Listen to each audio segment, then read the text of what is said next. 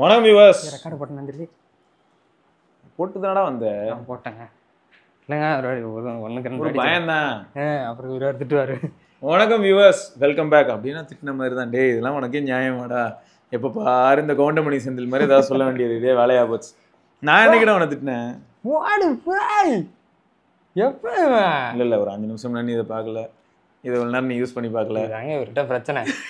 ஒரு விஷயத்தை அப்படி வந்து ஸ்க்ரீனில் பார்க்கும்போது எக்ஸைட்மெண்ட்டாக அவங்க சொன்னால் தான் அவங்களுக்கு டெலிவரி ஆகும். அது நீ நத்திங்க்கு பண்ணு. கட் நத்திங்கா சை இதுக்கே பண்ணு. இல்லை அதுக்கு தான் அந்த மாதிரி எதிர்பார்ப்பாங்கடா. அதுக்கு சொன்னால இது எனக்கு எப்படி இருக்குன்னா, ஃபர்ஸ்ட் இம்ப்ரெஷன் மாதிரி கையில் தொட்டு பார்த்ததை வச்சு சொல்லணும்னா ஃபோன் வந்து சூடாகிறதுக்கான பாசிபிலிட்டி இருக்குன்னு மட்டும் தெரியுதுங்க. எப்படி சொல்கிறேன்னா, நான் கிரிக்கெட் ஒரு புது பேட்ச் வந்திருக்குடா.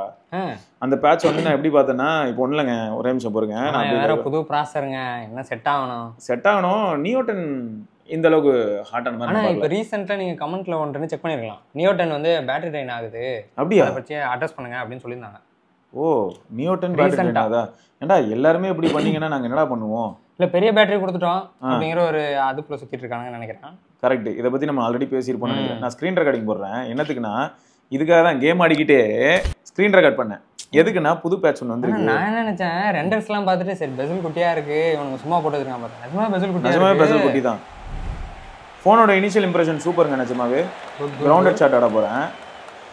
பவுண்டரியில் ஒரு இஷ்யூ இருந்ததில்ல, அதை ஃபிக்ஸ் பண்ணியிருக்காங்க. இங்கே பாரு, இங்கே பாரு, பால் விழுதா? முன்ன எங்க விழுந்து தாண்டாலே பால் வந்து இதாயிடுங்க, மறைஞ்சு போயிடும். ஓ என்னையா பண்ணி வச்சிருக்கீங்க? அப்படிதான் இருந்தது. சும்மா ஆடிட்டு இருந்தேன், ஒரு சில ஷாட்ஸ்லாம் ட்ரை பண்ணிட்டு இருந்தேன். எப்படி இருக்குன்னு நல்லா இருந்தது. அதெல்லாம் இப்பயாவது விக்கெட் பிடிச்சிட்டு தூக்கி போடும்போது பால் இருக்கா? அதெல்லாம் இனிமே தான் தெரியும். நம்ம இன்னும் அந்த அளவுக்கு டெஸ்ட் பண்ணல. ஃபீல்டிங் கூட இவனுங்க எங்க சூப்பராலாம் பண்ண மாட்டானுங்களே, மொக்கையால பண்றானுங்க.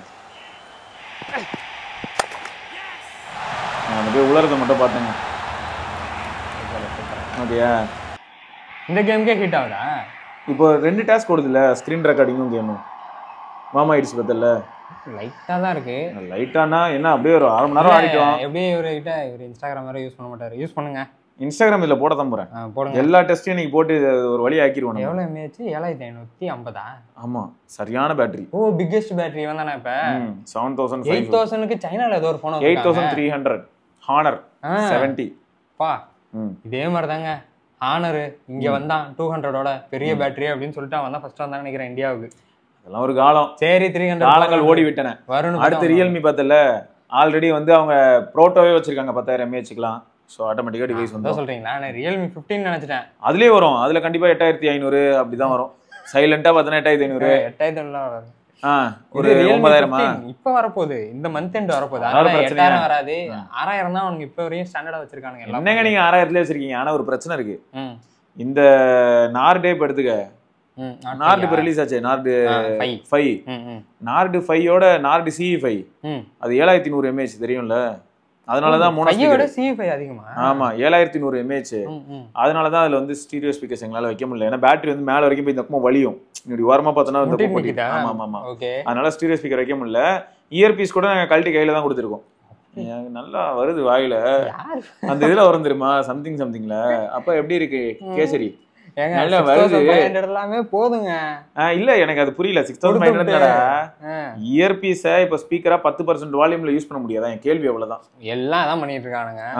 அத பண்ணலாம். அது என்ன கணக்குன்னு தெரியல. உள்ள நீங்க வந்து அப்படியே ஆடியோக்காக உள்ள வைக்கிறது இந்த மாதிரி இதெல்லாம் பேசிட்டு இருந்தீங்கன்னா தெரியல. சரி ஓகே விடு. இது எதுக்கு சொல்ல வந்தேன்னா, மைக்ரோ SD கார்டு கொடுத்துருக்கோம். சும்மா இருங்க, எல்லாம் கொடுத்துட்டு போங்க. விஷயம் என்ன தெரியுங்களா உனக்கு? இந்த CE5 நம்ம ஊர்ல 7500 mAh, யூரோப்ல 5100 5000 தான். ஓ அங்க டுவல் ஸ்பீக்கர் இருக்கா? அங்கேயும் ஏன் 7500 கொடுத்துறீங்களா? டுவல் ஸ்பீக்கர் கொடுக்க வேண்டியதானே? அது 5100. யூரோப்ல ஏதோ ஸ்டாண்டர்ட்ஸ் இருக்கா பேட்டரிக்கு? இதுதான் நான் ஆல்ரெடி சொன்னேனேடா. இந்த இங்கேயும் அதே பிரச்சனை இருக்கு. யூஎஸ்ல வந்து சாம்சங் ஏன் இப்போ 5000 தாண்டல. ரீசெண்டா இந்த நம்ம பூனை போட்டு இருந்தது ஐஸ் யூனிவர்ஸ், எப்பயுமே நிறைய இன்ஃபர்மேஷன் ஷேர் பண்ணுவாப்ல. அவர் போட்ட இன்ஃபர்மேஷனை பார்த்துட்டு தான் ஓ இதுதான் பிரச்சனையா அப்படின்னு இருந்தது. இப்போ யூஎஸ்ல என்ன கணக்குன்னா வாட் அவர் பாக்குறாங்க. அவங்க எவ்வளவு வாட் அவர் பேட்டரி அப்படின்னு சொல்லிட்டு அவங்க சப்போஸ் ஒரு 16 to 17 வாட் அவர் தான் அலௌடு அப்படின்னு வைங்க. அந்த கணக்குல வந்து மாட்டிக்குது. இப்போ OnePlus பார்த்தேன்னு, OnePlus மட்டும் அவங்களோட 13ல தப்பிச்சிட்டாங்க 6000 mAh. எப்படி தெரியுமா? அவன் என்ன கணக்கு சொல்லுவானா, நான் ஸ்பிளிட் பேட்டரி வச்சிருக்கேன்டா அப்படின்றான். என்னது இது? இதானே பூனை? ஆமா இவர் தான். இதேதான் இந்த வாட் அவர் இருக்கு பாரு, இதேதான் இந்த போஸ்ட் தான் இதுல போட்டிருக்காரு பாரு. OnePlus மட்டும் எப்படி தப்பிக்குது அப்படின்னு பார்த்தோன்னா எவ்வளவு இருக்கு பாரு, 23.1 வாட். அப்புறம் எப்படி அவனை மட்டும் உள்ள விட்டீங்க அப்படின்னா ஒரு சிக்னிஃபிகன்ட் எக்ஸீட்ஸ் லிமிட். ட்விஸ்ட் என்ன, 2 பேட்டரி சார், நாங்க 2 பேட்டரி வச்சிருக்கோம் சார், உங்களோட வேல்யூ நாங்க எக்ஸ்பீட் ஆகல அப்படின்னு. ஒரு பேட்டரியும் தனித்தனி வேல்யூ எடுக்கணும்ல. ஸோ அங்கே ஏதோ ஒரு ஸ்டாண்டர்ட்ஸ் இருக்கு. அதனாலதான் வந்து சாம்சங் மாதிரியான பெரிய பிராண்டு 5000 mAh தாண்டி போறதுல ஏதோ கணக்கு இருக்கு. அப்படியே அதுக்கப்புறம் ஃபியூச்சர்ல 5000 தாண்டி போனாலும் அப்ப என்ன ஆகுதுன்னா கொரியாவுக்கு ஒரு ஸ்டாண்டர்டு, இந்தியாவுக்கு ஒரு ஸ்டாண்டர்ட்னு ஒவ்வொரு கண்ட்ரிக்கும் பேட்டரி வேல்யூ மாறும்போது அதுக்கேற்ற மாதிரியான டிசைனை மாத்தணும்ல. அப்போ உள்ள எவ்வளவு பெரிய பிரச்சனை அது. இப்போ ஐபோன் என்ன பண்ணாங்கன்னா 15 சீரீஸ்ல வந்து யூஎஸ்ல கம்ப்ளீட்டா இசிம் கொடுத்தாங்க. அப்போ அதை யாராவது உரிச்சு பார்க்கும்போது போனை தான் பிரிச்சு பார்ப்பாங்களே, அப்போ உள்ள என்ன இருந்ததுன்னு பார்த்தீங்கன்னா அந்த இடத்துல வந்து ஒரு ரப்பர் மட்டும் வச்சிருப்பாங்க. அந்த இடத்த என்ன பண்ண முடியும், டிசைன் அதுதான், ரெண்டர் அதுதான், எல்லா இடத்துலயும் மோல்டு அதுதான். அப்ப நீ என்ன பண்ணுவ? ஏன்னா நான் எல்லா இடத்துலயும் சிம் அங்க வைக்கணும், நான் அந்த இடத்துல வந்து ஒரு ஏரியாவை நான் எம்டியா தான் விடணும். இசிம் இருக்கிற இசிம்மே இருந்தாலும் அதுதாங்க நிலவரம். ஸோ இந்த நிலவரத்தினால என்ன ஆயிடுதுன்னு பார்த்தீங்கன்னா அவங்க வந்து வேற வழி இல்லாம எல்லா கண்ட்ரிக்கும் இப்போ சப்போஸ் நான் டிசைன் மாற்றணும் இல்லை பேட்டரி மாற்றணும் அப்படின்னா அதுக்கேற்ற மாதிரி இண்டிவிஜுவலாக ஒர்க் பண்ணணும். ஆமாம். இப்போ நார்டு CE5 எனக்கு சந்தேகம் இருக்கு. இந்த ஊர்ல 7100, அந்த ஊர்ல 5000னா ஒருவேளை இப்படி இருந்ததுன்னா ஓகே அப்படின்னு தோணுது. 5100 இங்க 7100னா ஒருவேளை அங்க லித்தியம் அயன் பேட்டரி அதே சைஸ்க்கு போட்டுட்டு இங்க சிலிக்கா கார்பைட் போடலாம். இல்ல சொல்றேன், அந்த மாதிரி சேஞ்சஸ்க்கு சொல்றேன். சிலிக்கா கார்பைட் வந்து இப்போ ஹை டென்சிட்டி அதே ஏரியா, அந்த மாதிரி ஒருவேளை ஏதாவது ஈக்குவேஷன் வச்சிருப்பாங்களா அப்படின்னு ஒரு சந்தேகம். ஸோ இந்த மாதிரி ஏதாச்சும் தான் சமாளிக்க முடியும் அப்படிங்கிற ஃபியூச்சர்ல. பட் இந்த ப்ராப்ளம் இருக்கு. அப்போ என்ன ஆகுது, சாம்சங்க்கு பெரிய மார்க்கெட் யாரு அப்படின்னா குளோபல் மார்க்கெட்டே அதுக்கு பெரிய மார்க்கெட் தான். அப்போ இந்த ரிஸ்க் எடுக்க முடியுமானா மாட்டின் முடிக்குது.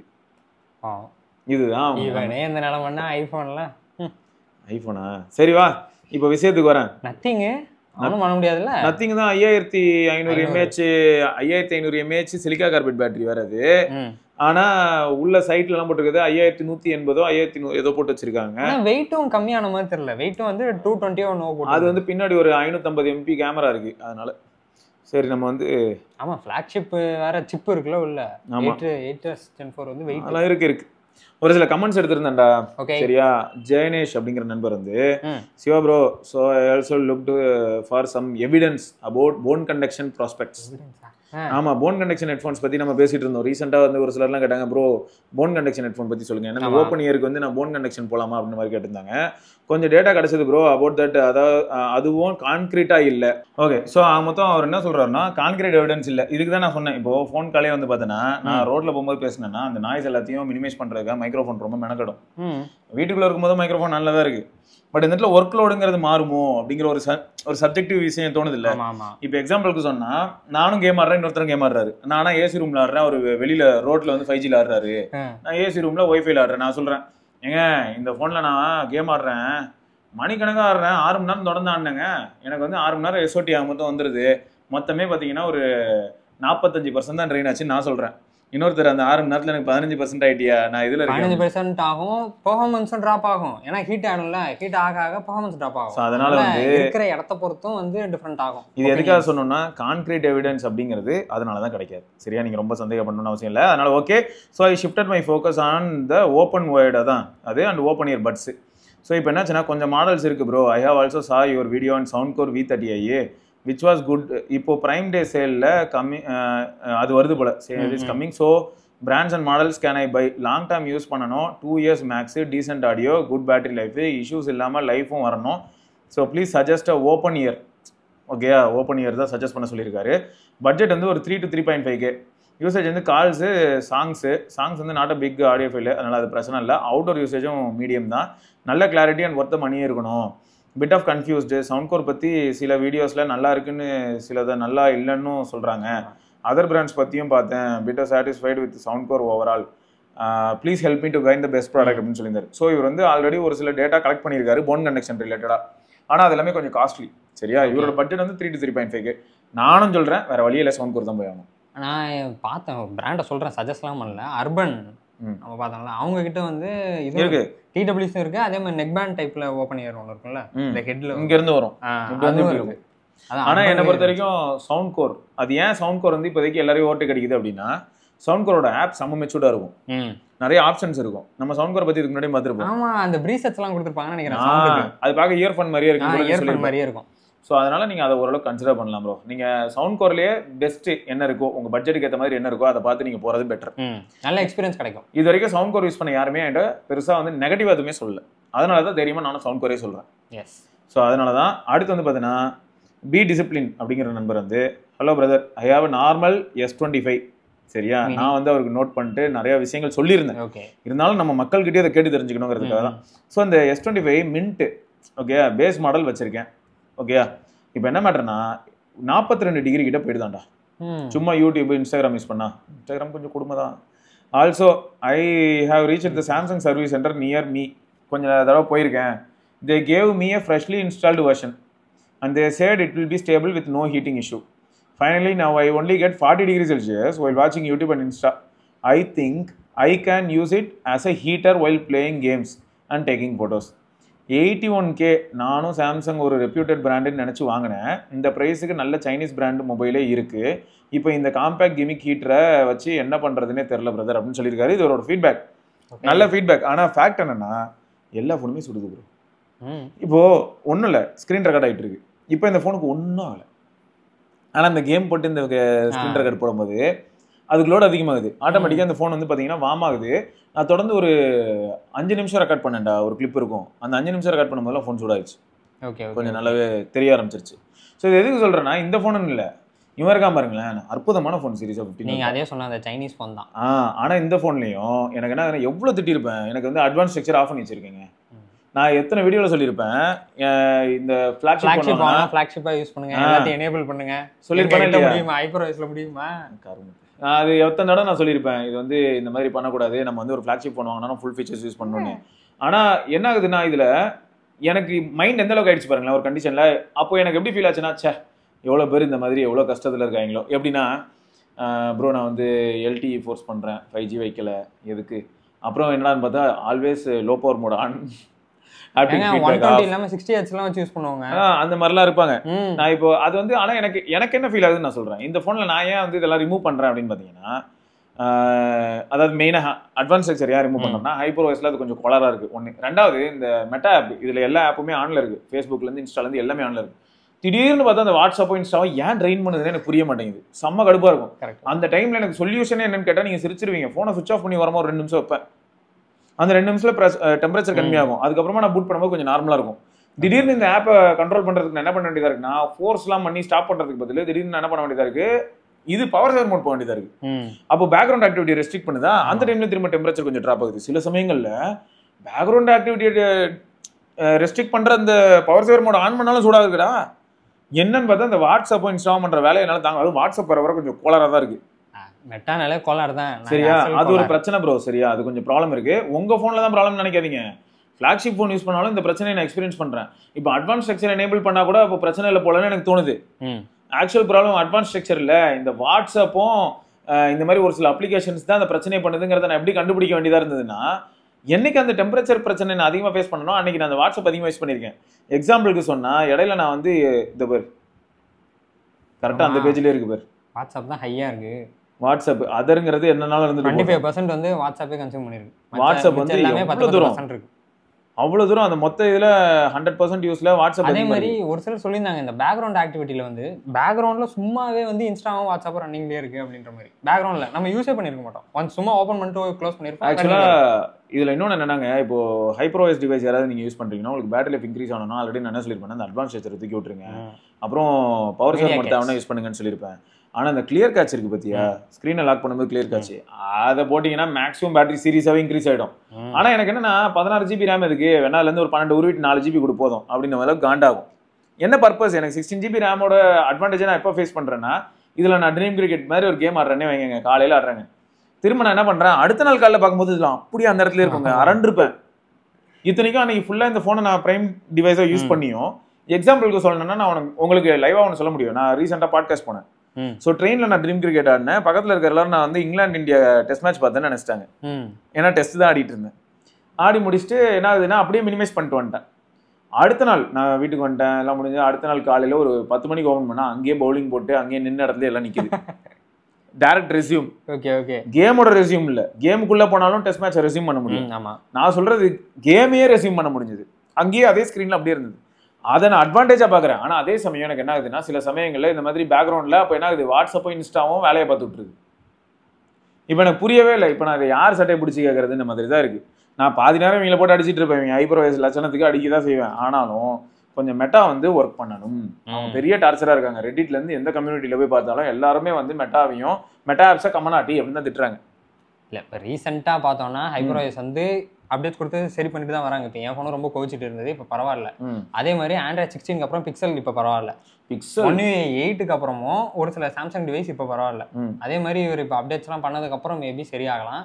ப்ரோ இது உங்களுக்கு மட்டும் இல்லை, S25 அல்ட்ராவுக்குமே இப்படிதான் இருக்கு. எல்லா டிவைஸும் ஃபிளாக்ஷிப் டிவைஸ் வித் 8 எலிட் அப்படின்னாலே 8s Gen 4 பாருங்க ப்ரோ. கொஞ்சம் ஒரு சில டாஸ்க்லாம் கொடுத்தா வார்ம் ஆகுது, அப்புறம் ஹீட் ஆகுதுன்னு சொல்றேன். அது வந்து யதார்த்தமா ஆயிடுச்சு ப்ரோ. நான் திரும்பியும் சொல்றேன், இதை தான் நான் வந்து என்ன சொல்றேன்னா பப்ளிக் எஜுகேட் பண்ணணும் அப்படிங்கிறேன். என்னன்னா இப்போ கால்பேயோட பிரைசிங் தான் பிரச்சனை. ஓகேயா, 8s Gen 4 யூஸ் பண்ணது தப்பானு கேட்டா கிடையவே கிடையாது. நான் எத்தனை தடவை சொல்லியிருப்பேன்னா, எனக்கு 7+ Gen 3 கொடுங்க ஜி போதும், என்னோட யூஸ்க்கு அதுவே போதும். அதுல இருக்கிற ஸ்பெக்ட்ரா எஸ்பியை வச்சு என்னால் நல்ல போட்டோஸ் எடுக்க முடியும், போஸ்ட் ப்ராசஸிங் நல்லா பண்ண முடியும். எனக்கு 8 எலிட்லாம் வேணும்னு அவசியமே கிடையாது. என்னோட ரெக்குவயர்மெண்ட்டுக்கு இது வேணாம். மேபி யாராவது ஒரு சிலர்லாம் பார்த்தீங்கன்னா வீடியோ எடிட் பண்ணுவாங்க, அதில் தான் லிவிங்ஸ்டன் லேப்டாப்பும் அதுதான், பிசியும் அதுதான், டிவியும் அதுதான்றவங்களுக்கு ஓகே. எனக்கு அது வேணாம். எனக்கு தனியாக லேப்டாப் இருக்கு, தனியாக டிவி இருக்கு, டிவி பார்க்கறதே கிடையாது யாரும். சரி, இப்போ தனியாக லேப்டாப் இருக்கு, ஃபோன் இருக்கு, எனக்கு ஃபோனில் கேமரா நல்லா இருக்கணும், அதுதான் என்னோட எக்ஸ்பெக்டேஷனாக இருக்கும். எனக்கு அதனால ஒரு நல்ல மிட்ரேஞ்ச் எஸ்ஓசி இருந்தால் போதும். 8 சீரிஸை தொடரணும்னு அவசியம் இல்லை. 7+ Gen 3 கொடுங்க, ஐ வில் பி ஹாப்பின்றது தான் என்னோட கோரிக்கை. எதுக்கு இதை சொல்றேன்னா, ஒரு 7+ Gen 3 பார்த்தீங்கன்னா இன்னைக்கு Antutu ரன் பண்ணா எல்லாரும் என்ன சொல்றாங்க, 1.4 மில்லியன் 1.5 மில்லியன்றாங்க. ஜோக் என்னன்னா, இந்த பக்கம் நார்டு 4 இருக்குங்க, பக்கத்துலேயே பிக்சல் 9 இல்லாட்டி 9 ப்ரோவே கூட வைப்போம். 1 லட்ச ரூபா ஃபோனு 1 மில்லியன் கூட தொடாது. ஆனால் எல்லா டாஸ்கையுமே அசல்ட்டாக ஹேண்டில் பண்ணுது. அது இத்தனையும் கன்சிஸ்டண்டாக ஹேண்டில் பண்ணிட்டு போகுது. எனக்கு இந்த ஆப்டிமைசேஷன் தான் வேணும். எனக்கு அவ்வளோ பயங்கரமான பர்ஃபார்மன்ஸ் கொடுக்குற ப்ராசர் வேணாம். இப்போ எல்லா பிராண்டுமே எங்கே வந்து நிற்கிறாங்க தெரியுமா, எங்கே வந்து கழுத்து லாக் ஆகி நிற்கிது தெரியுமா, ஒரு வருஷமும் இம்ப்ரூவ்மெண்ட் உட்காந்து சார்ட் போட்டு காமிச்சு பழகிட்டாங்க. இப்போ 8 எலிட் 2 போனா திரும்ப எனக்கு 20% 30% இன்க்ரீஸ் வேணுன்றானுங்க. அப்போ என்ன பண்ணணும்னா, நான் தனியாக அந்த பாத்திரிக்கை கொசு மருந்து அடிக்கும் முதுகுல ஒரு மிஷின் மாட்டிட்டு சுற்றுவாங்கல்ல, அந்த மாதிரி ஒரு லிக்விட் கூலிங் வந்து பிசிக்கு வைக்கிற மாதிரி முதுகுல வச்சுட்டு அதுலேருந்து பைப் எடுத்து ஃபோனில் போட்டு நான் போனோம். 22% ஃபாஸ்டர் 22% ஃபாஸ்டர். என்னடா ஃபாஸ்ட் பண்ணீங்க? ஒன்றும் ஃபாஸ்ட் பண்ணல, அதே யூஏ அப்படியே தான் இருக்கு. அது அப்படியே இருக்கு, கொதிக்குது. ஏன்னா அந்த அளவுக்கு உள்ள வந்து பவர் ஹங்கிரியா நம்ம ஒன்று தோல். அதாவது இதுல பவர் ஹங்கிரினா நிறைய பேர் என்ன நினைச்சுக்கிறாங்கன்னா, ப்ரோ அவங்க தான் ஈவெண்ட்ல பவர் எஃபிஷியன்ட் சொல்றாங்களே ப்ரோ, அது உண்மைதான், பவர் எஃபிஷியன்ட் தான். அவங்க எந்த அடிப்படையில் சொல்றாங்கன்னா, முன்ன வந்து 1000 மூட்டையை தூக்கி வைக்கிறதுக்கு 500 பேர் தேவைப்பட்டாங்க. ஆனா இப்போ அதே 1000 மூட்டையை தூக்கி வைக்கிறதுக்கு 300 பேர்லயே அச்சீவ் பண்ணிட்டேங்கிறது தான் அந்த பவர் எஃபிஷியன்சி. ப்ராப்ளம் என்னன்னா, மறுபடியும் 1000 மூட்டையை தூக்குற டாஸ்கே இல்லைனாலும் அந்த 300 பேர் வேலை பார்த்துக்கிட்டே இருக்கான். ஒரு மூட்டையை தூக்குறதுக்கும் 300 பேர் வரானுங்க. அதுலயும் இவனுங்க வந்து Antutu ஸ்கோர் கட்டுறதுக்காக என்ன பண்றாங்கன்னா, எல்லாத்துலயுமே பர்ஃபார்மன்ஸ் ஸ்கோரை போட்டு சாகடிக்கிறானுங்க. இந்த இடத்துல தான் எக்ஸ்ட்ரீம் வந்து கொஞ்சம் வித்தியாசமா இருக்கு. ஆனா பாரு, அது சொல்லுவாங்கல்ல, எல்லாத்துலயும் பார்த்தவன் நட்டுல வச்சாம் பாரு, இந்த மாதிரி மீடியாடெக்கோட T800 மோடமத்தி உள்ள வச்சு அதை நாசம் பண்ணிக்கிட்டு இருக்கு. இந்த மாதிரி நிறைய இருக்குங்க. சரியா, ரைட்டு. ஸோ மொத்தம் என்னன்னா, உங்கள் டிவைஸில் மட்டும் பிரச்சனைன்னு கிடையாது. வேற யாராவது S25 சீரீஸ்லேயே S25 மின்ட்டு, அதாவது சாரி மின்ட்டுங்கிறேன், S25 வாங்கியிருக்கீங்கன்னா உங்களுக்கு எப்படி இருக்குங்கிறத சொல்லுங்க. சரியா, உங்களுக்கும் இந்த மாதிரியான ஹீட்டிங் இஷ்யூ இருக்கான்னு சொல்லுங்க. ஆனால் எல்லா டிவைஸ்லையுமே சில இப்போ இருக்கிற டைம் பீரியடில் நான் இந்த மாதிரியான ப்ராப்ளம் பார்க்குறேன். இந்த ஹீட்டிங் இஷ்யூ இல்லாமல் ஒரு டிவைஸை யூஸ் பண்ணணும் அப்படின்னும் போது 7s Gen 3 7 Gen 3 இந்த மாதிரியான ப்ராசஸர் தான் கை கொடுக்குது. அதே மாதிரி 7300 அதில் கொஞ்சம் நெட்வொர்க் பஞ்சாயத்துகள் ஜியோவோட இருந்தாலும் கூட 7300 மாதிரியான ப்ராசஸர் யூஸ் பண்ணும்போது எனக்கு இந்த ஹீட்டிங் இஷ்யூலாம் இருக்கிறதே கிடையாது. அதே டாஸ்க் கொடுத்தாங்க. ஏன்னா அதே வாட்ஸ்அப் ஓப்பன் பண்ணுவேன், அதே யூடியூப் ஓப்பன் பண்ணுவேன், அதே யூடியூப் மியூசிக், அதே கேமரா, இந்த மாதிரி பேசிக் ஆப்ஸ் அதே யூஸ் பண்ணும்போது அதுல டாஸ்க் வந்து அதுக்கு எப்படி இருக்குன்னு பார்த்தீங்கன்னா, அதே டாஸ்க் அது பர்ஃபார்ம் பண்றதுக்கு என்ன பண்ணுதுன்னா, அட் டைம் ஒரு 25 பேர் அனுப்புதுன்னு வைங்க. சரியா, இது என்ன பண்ணுது தெரியுமா, எதுக்கு கொடுத்தாலும் 300 பேர் அனுப்பும். பா என்னது அந்த இடத்துல ஒரு லெட்டர் வந்திருக்கான் வாங்கி வை, எதுக்கு 300 பேர் போவான் அந்த லெட்டர் வாங்கிட்டு வரதுக்கு.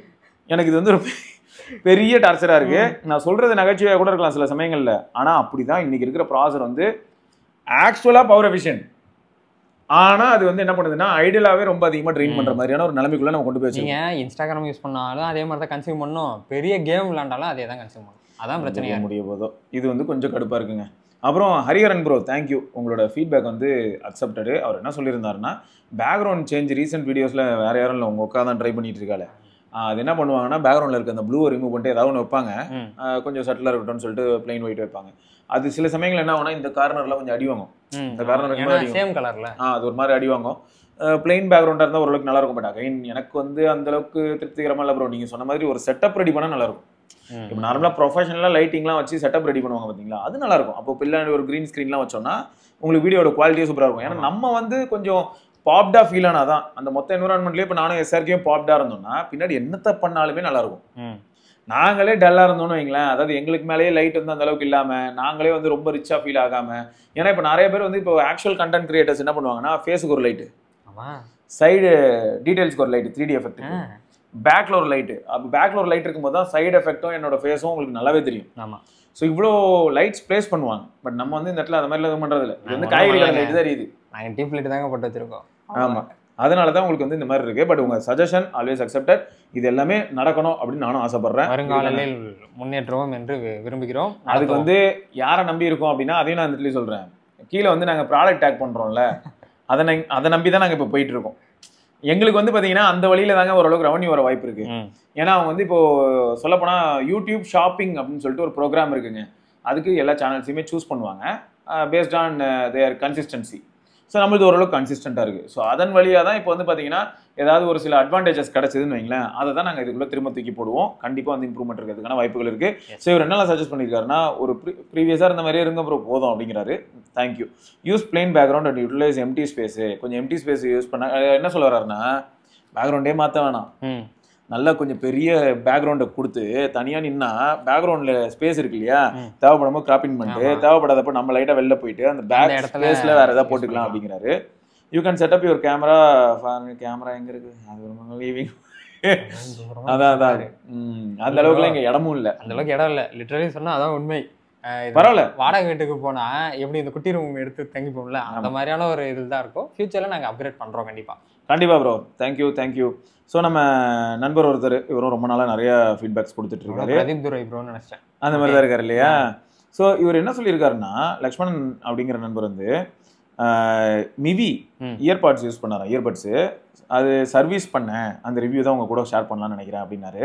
இந்த இயர்பட்ஸ் வந்து சூப்பர் பாட்ஸ் இருக்கு இல்லையா, அது வாங்கியிருந்திருக்காரு 2200 ரூபாய்க்கு. ஆஃப்டர் 3 months பட்ஸில் பேட்டரி இஷ்யூ வந்திருக்கு. 40 minutesல 100லேருந்து 50 ஆயிடுது. ஸோ மிவி சைட்டில் டிக்கெட் ரைஸ் பண்ணேன், ப்ளூ டாட்டில் ஷிப்பிங் ஆச்சு, அப்புறம் ஆன்லைனில் ட்ராக் பண்ணேன், அண்டர் ரிப்பேர்னு வந்தது. ஆஃப்டர் 8 days ப்ராடக்ட் ரிப்பேர் பண்ணிட்டு பட்ஸ் பேட்டரி சேஞ்ச் பண்ணிட்டாங்க, திரும்பவும் ப்ளூ டாட்லேயே ஷிப்பிங் ஆகி வந்துருச்சு. ஸோ 8 நாள் ஆயிருக்கானா. Now battery health is very good, really happy with Mivi service and quick response. So ஒரு 8 நாளில் ஃபிக்ஸ் பண்ணியிருக்காங்க. அவங்களே பிக்கப் அரேஞ்ச் பண்ணி அவங்களே திரும்ப டிஸ்பேச்சும் பண்ணியிருக்காங்க. ஸோ அதெல்லாமே பாசிட்டிவ் சைட்ஸ் தான். அதில் வந்து எந்த விதமான ப்ராப்ளமும் இல்லை. ஏன்னா மிவி, கோவோ இந்த பிராண்ட்லாம் வந்து இந்தியன் பிராண்ட் அப்படின்னு சொல்லிட்டு இருக்கிற பிராண்ட்ஸ் தானே. உண்மைதான். ஆரம்பத்தில் நிறைய ப்ராடக்ட்ஸ் விட்டுட்டு இருந்தாங்க, இப்போ டிடபிள்யூஎஸ் மோஸ்ட்டாக விடுறாங்க. இதுக்கு முன்னால சவுண்ட் பார்ஸும் விட்டுட்டு இருந்தாங்க. ஆமாம், சவுண்ட் பாரு, நெக் பேண்டு. நான் மிவியில் வந்து ஒரு சில நெக் பேண்ட்லாம் யூஸ் பண்ணியிருக்கேன். ஏன் இப்போ என்னன்னு தெரியல, எல்லாருமே வந்து நெக் பேண்டை கொஞ்சம் ஒதுக்கி வச்சிருக்காங்க. அது கொஞ்சம் வருத்தமாக தான் இருக்குது. இப்போ இவங்க கிட்ட மோஸ்ட்லி வந்து டிடபிள்யூஎஸ் தான் விட்டுட்டு இருக்காங்க மிவி. ஆமாடா, மோஸ்ட்டாக வந்து டிடபிள்யூஎஸ் தான். இப்பயும் ஒரு ஏதோ ஒன்று டிடபிள்யூஎஸ் வந்துருக்கு. இந்த சூப்பர் பார்ட்ஸை வந்து யாரோ ஒருத்தர் யூஸ் பண்ணிட்டு நல்லா இருக்கு அப்படின்ற மாதிரி ஃபீட்பேக்கை நாங்கள் படிச்சிருக்கோம். ஆமாம், சூப்பர் பார்ட்ஸ் வந்து என்ன ஆகுதுன்னா, மிவி வந்து கொஞ்சம் என்ன பண்ணுறாங்கன்னா 2000 ரூபாய்க்குள்ளார டியூல் டிரைவர் கொடுக்க ட்ரை பண்ணுறது, 2000 ரூபாய்க்கு எல்டாக்கு கொடுக்க ட்ரை பண்ணுறது. ஸோ இந்த மாதிரியான ஒரு சில விஷயங்கள் அவங்க ட்ரை பண்ணுறாங்க. நம்ம வீட்டில் மிவி SXT அந்த சவுண்ட் பார் தான் வச்சிருக்கோம். வாங்கி 2 years ஆச்சு, இன்னும் கன் மாதிரி இருக்கான். எதுவும் வாரண்டியில் அதை நான் போகல, எந்த பஞ்சாயத்தும் இல்லை. நல்லா இருக்கு மிவி, நல்லா இருக்கு. சொல்லப்போனால் தேங்க்யூ சைனா தான்.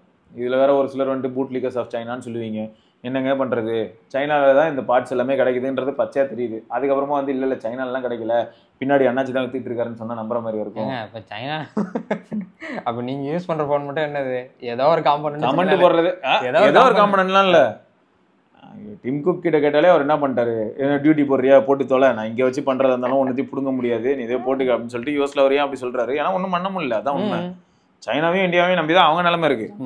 இந்தியாவில் இப்போதைக்கு பார்த்தீங்கன்னா டெக்னாலஜிக்கல் அட்வான்ஸ்மெண்ட் எப்படி இருக்குன்னா இப்போ தான் பூமாக ஆரம்பிச்சிருக்காங்க.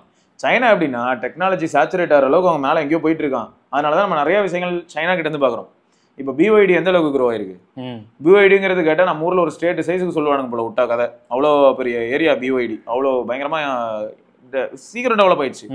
பேட்டரி டெக்னாலஜியாக இருக்கட்டும், எல்லாத்துலேயுமே வந்து நிறைய பிராண்ட்ஸ் அங்கே பயங்கரமாக போகுது. BOEன்னு ஒன்று இருக்குது, டிஸ்பிளே டெக்னாலஜி, அந்த பிராண்டு. ஸோ அப்போ இந்த மாதிரி நிறைய டெக்னாலஜிஸை வந்து ஒரு இப்போ ஸ்பீக்கருக்குன்னு ஒருத்தர் இருக்கான். இப்போ ஓப்போ பாருங்க, ஓப்போ பார்த்தீங்கன்னா நம்ம OnePlus, ஓப்போ எல்லாத்தையும் பாருங்க, ஆடியோவில் எப்படி பேசுகிறோம். ஓப்போ வந்து காலகாலமாக ஆடியோவில் தான் இருக்கான் அவன். ஓப்போ அப்படி தான் வந்தவன். ஸோ இந்த மாதிரி நிறைய ஃபேக்டர்ஸ் இருக்குங்க. அவங்க ஊரில் பாருங்களேன், ஏதாவது ஒரு விஷயம் நம்ம புதுசாக பார்க்குறோம். அந்த மாதிரி நம்ம ஊர்லயும் ஏதாவது வந்ததுக்கு அப்புறமா தான் என்ன ஆகும்னா அப்ப நான் நம்ம ஊரு நக்கிக்கிறேன். அது வரைக்கும் இப்போதைக்கு வேற வழி இல்லை. எங்க அப்படினாலும் காம்பவுண்ட் அங்கே தாங்க இங்க வரும். இல்ல மாறிடும். வரும் ஃபியூச்சர்ல கண்டிப்பா. இந்தியால நிறைய மார்க்கெட்ஸ் ஓப்பன் ஆகுது.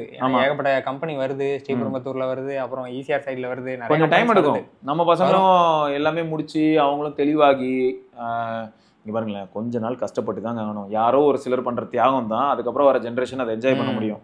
சொல்ல போனா இப்போ நம்ம எக்ஸாம்பிளுக்கு சொல்லணும்னா, நான் குறை சொல்றதுக்காக சொல்ல, இப்போ 2K கிட்ஸ் ஹாப்பியா இருக்காங்கன்னா அதுக்கு ரீசன் என்னன்னா 60s 70s இருந்தவங்க கொஞ்சம் ரொம்ப கஷ்டப்பட்டனால தான் அதுக்கப்புறம் இருக்கிற ஜென்ரேஷன் கொஞ்சம் கொஞ்சமா அதை என்ஜாய் பண்ண ஆரம்பிச்சோம். இப்போ 2K கிட்ஸுக்கு அது பீக்ல இருக்கு. அதாவது லைஃப் ஸ்டைல் ரொம்ப ஹாப்பியாகவும் நார்மலாகவும் இருக்குல்ல. இப்போ அடுத்து என்ன ஆகும்னா, இவங்க அந்த ஹாப்பியா இருக்கிற ஒரு மூட்லயே இருக்கிறனால என்ன ஆயிடுது, இவங்களுக்கு வந்து அந்த எப்பயுமே வேர் தேர் இஸ் அ ஸ்ட்ரகிள், அங்கதான் என்ன ஆகும்னா ஒரு புது புது ஃபைண்டிங்ஸ் வர ஆரம்பிக்கும். ஏன்னா அந்த ஸ்ட்ரகிளுக்கு சொல்யூஷன் வேணும்ல. ஸ்ட்ரகிளே இல்லைன்னா எப்படி நமக்கு சொல்யூஷன் தேட தோணும்? கரெக்ட் தான். சரியா? அதனாலதான் லைஃப்லயும் சொல்லுவாங்க, எப்பயுமே லைஃப்ல எப்பயுமே சேலஞ்சிங்கா ஒரு நாளும் இருந்ததுன்னா நம்ம நம்மளே அறியாம நம்ம வந்து க்ரோ ஆகும். அது எல்லா விதத்துலயும். இப்போ பிசிக்கல் ஃபிட்னஸ்ல எடுத்துக்கிட்டாலும் ஸ்டாமினா எப்படி இன்க்ரீஸ் ஆகுதுன்னு பார்த்தா டெய்லி ஒர்க் அவுட் பண்றதுனால தான் இன்க்ரீஸ் ஆகும். நம்மளை வருத்திக்கிட்டா கண்டிப்பா முன்னேற்றம் ஏதாவது ஒன்று நடக்கும். அதுதான் எப்பயுமே. வருத்திக்கிட்டானா டெய்லி வந்து ஒரு 2 லிட்டர் உள்ள லோட்டா விட்டுட்டா அது வருத்திக்கிட்டா இல்ல. டெய்லி வந்து ஏதாவது ஒரு சில விஷயங்கள்ல வந்து முன்னேற்றம் அடைகிறதுக்காக என்ன பண்ண வேண்டியதா இருக்கும்னா, நம்மளோட சுகம் அந்த ஏரியால நம்ம கட் பண்ண வேண்டியதாயிடும். அப்போ ஆட்டோமேட்டிக்கா வந்து growth இருக்கும். சேவிங்ஸ், மணி சேவிங்ஸ் கூட அப்படிதானங்க. நான் எதுக்கு அன்வான்டா ஸ்பெண்ட் பண்ணணும், நான் சேர்த்து வைப்பேன். பிஸியாவே இருந்தேன்னா சேவிங்ஸ் ஆட்டோமேட்டிக்கா நடக்கும். அதான் சொல்றேன். கொஞ்சம் நம்ம அந்த பிஸி அப்படி, அதாவது ஒண்ணுடா வாரத்துல 7 நாளுமே நீ வந்து உனக்கு பிடிச்ச வேலையே நீ பண்றதே உனக்கு பிடிச்சதுன்னு நல்லா ஆண்டவர் கம்பெனில சேர்ந்துட்டேன். ஸோ அப்போ என்ன ஆகிடும்னா, உங்களுக்கு வந்து நீங்கள் பிடிச்சதே பண்ணிட்டு இருக்கும்போது அது மட்டும் இல்லாமல் உங்கள் டீமோடய நீங்கள் இருக்கிறீங்க, உங்கள் ஃப்ரெண்ட்ஸ் சர்க்கிள்லேயே நீங்கள் இருக்கீங்க. அதுவும் எங்கே இருக்கீங்க, கிரிக்கெட் ஆடுறீங்க, ஏதோ ஒன்று அப்படி பண்ணிட்டு இருக்கும்போது உங்களுக்கு செலவுகள் பெருசாக இருக்காது. ஒரு படம் பார்க்கலாம் தேட்டருக்குள்ளே போனாலே செம ஜோக்கு தான். தேட்டர் டிக்கெட்டை தாண்டி பார்த்தீங்கன்னா ஃபர்ஸ்ட் பார்க்கிங்கில் ஆரம்பிக்கும். அதுக்கப்புறம் ஸ்நாக்ஸ் இருக்காம பாருங்க. டிக்கெட்டோட ஸ்நாக்ஸ் விலை அதிகமாக இருக்கு. நானாலே தேட்டர் பக்கமே ஒதுங்குறது கிடையாது. இந்த வருஷம் பிறந்து என்னங்க 2 படம் பார்த்துருக்கோங்க, அவ்வளோதாங்க. உங்க கூட ஒரு மூவி வந்தனா, அதுக்கப்புறம் இன்னொரு மூவி, அவ்வளவுதான். நம்ம என்ன இது பார்த்தோமா, டூரிஸ்ட் ஃபேமிலி பார்த்தோம். அதகஜராஜா டூரிஸ்ட் ஃபேமிலி தான், என்னால வர முடியலையா? ஆமா ஆமா, நீ போயிட்டு ஊர்ல போய் பார்த்தேன், அவ்வளவுதான். இவ்வளவுதான் படம். ரைட்டு, ஓகேங்க. ஸோ இதெல்லாம் தான் இன்னைக்கு கமெண்ட்ஸ்.